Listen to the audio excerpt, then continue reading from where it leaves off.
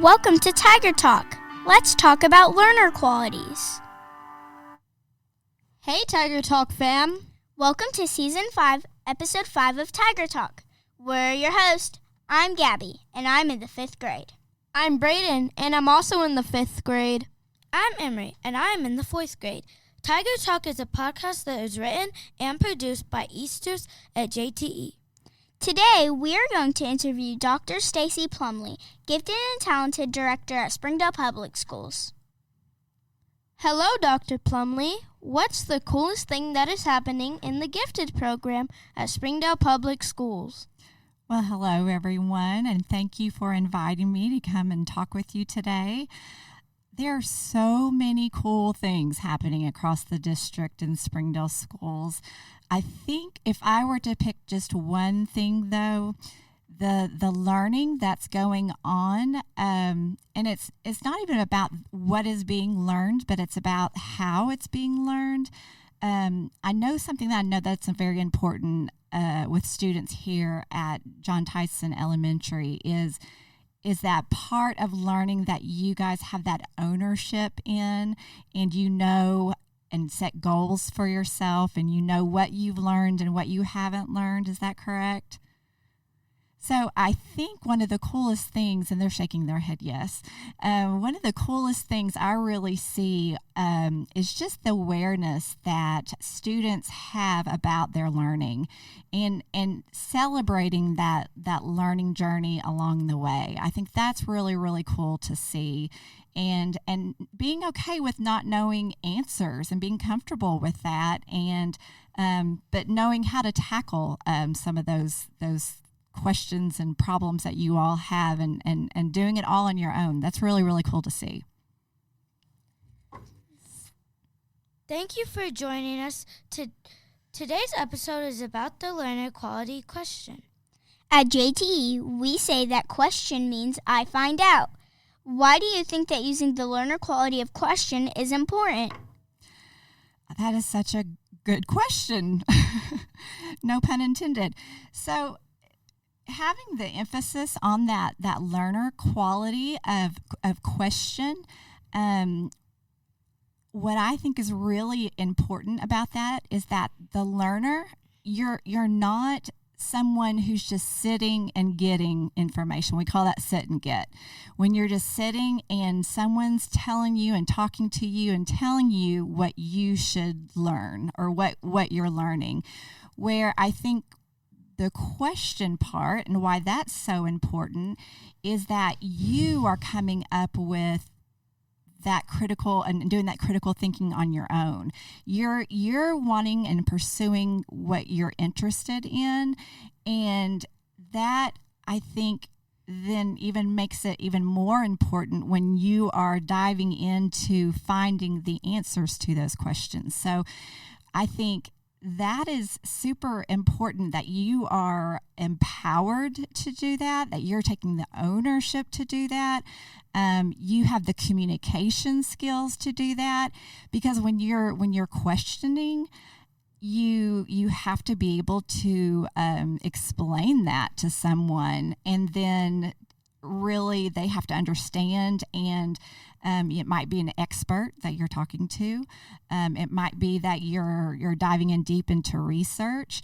So I think it's just an important way to be able to have curiosity and satisfy that curiosity, and not just be passive, and being able to participate, be a full participant in your learning. Incredible. That is really important. How do you encourage or teach students to question? Another great question about questioning.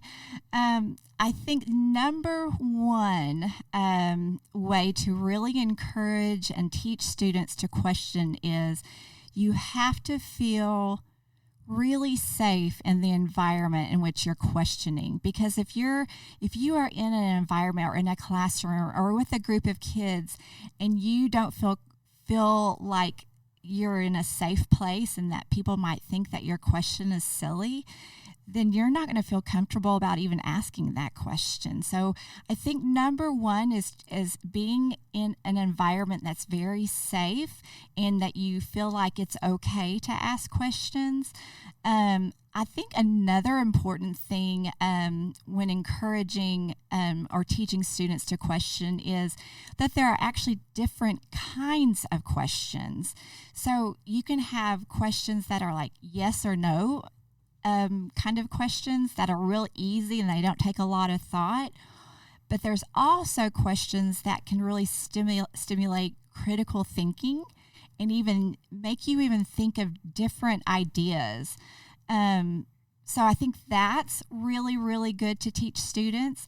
But modeling what good questioning looks like is really important when talking to students.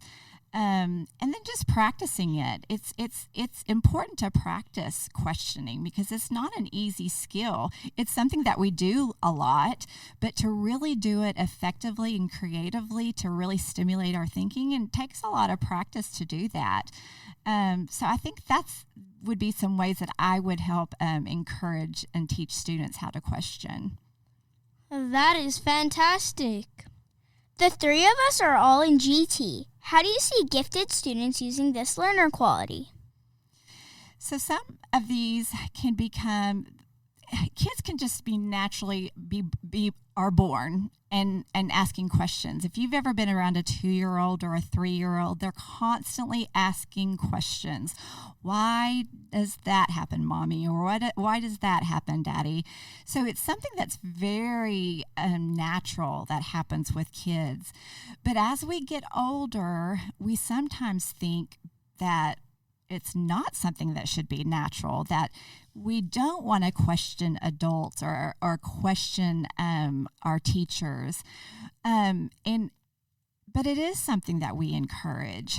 So as gifted students using this quality, we want you to challenge yourself and go beyond the surface level of a topic. So if you do have a topic that you're discussing in your class, we want you to go beyond that and explore that and have even a deeper understanding and probe that to the depth that would be deep for you, but also with you having other people in your class and being able to talk with others and question with others, that you're going to also learn from each other. And I think that's almost as important in listening to others as it is as you coming up with those questions yourself. So it not only enhances your own learning, but it also stimulates discussions and learning from your peers. So I think that is fantastic. And just knowing that you can drive your own learning process. Again, we've talked about empowerment and how you can really dive into things that you're interested in at a deeper level. So I think, again, taking ownership of that is something that we would really encourage, and especially as gifted students, what you have such interesting things that you want to learn more about. So I feel like this time in education that we're really lucky, because when I was younger, it was that we were in rows. We weren't allowed to sit beside our friends and talk, that we had teachers that told us what to think instead of how to think. So it's really changed. Education has changed, and I think that's something I really would love for gifted students to be able to take advantage of and really embrace that and respect that because it is a journey that you're going on. It's the learning journey. It's not always about the answer at the end, but it's about what you've learned along the way. Interesting. What tips do you have for parents who want to help their children learn to become questioners? So I have a 9-year-old and I have a 12-year-old. My 9-year-old's about to be 10, so you're probably around the same age, 10 and 11. Is that right?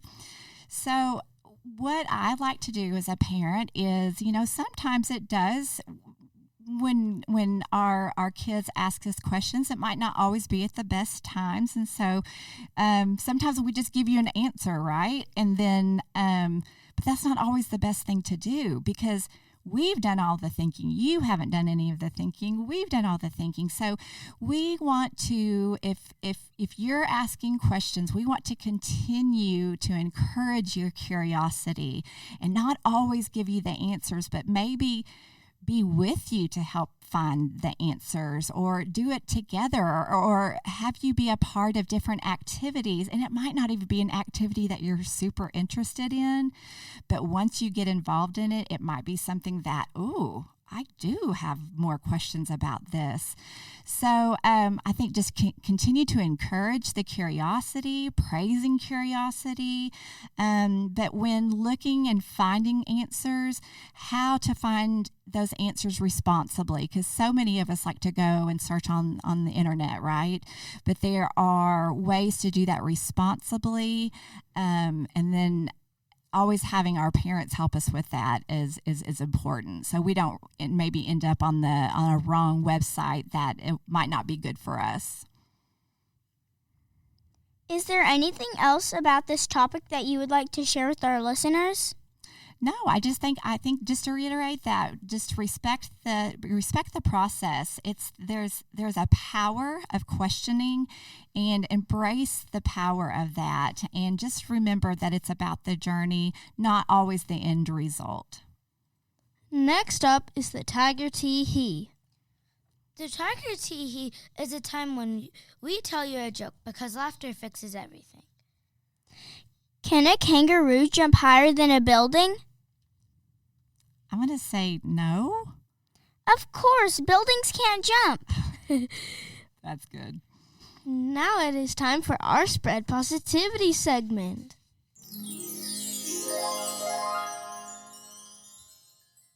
Our East program started a campaign to spread positivity. What is the best way you know to spread positivity, Dr. Plumlee? So sometimes it's just easier for us to look at the negative parts and report on the negative parts, the parts we don't like. And sometimes it's harder to look at the positive parts. So I think being very intentional and making sure we really look for the positive things, where it then becomes something that becomes easy for us, and where the negative, looking for the negative, isn't as easy. So I think just always looking for the positivity, and having those positive affirmations and saying them to yourself. Sometimes we say things to ourselves that we would never say to our loved ones or to friends. And if we wouldn't say them to our loved ones or friends, should we say that to ourselves? Because sometimes we're like, I'm not good at math, but we are. We just got to say that and not have a fixed mindset, right? And we have to say positive things to ourselves. So surrounding yourself with positive people, or by positive people, that I think is very important, to make sure that the people around us are also being positive, and just making sure we focus on positive communication. It's not always about just being happy, because sometimes we have bad days, but it's maybe about, if we do have a bad day, trying to figure out how we can make that a good day, and just focusing on the positive aspects of life, even when we're faced with challenges, because every day we're going to be faced with challenges. That's a fantastic way to spread positivity. Learner qualities are tiger-tastic. Tiger, talk to you later. Roar.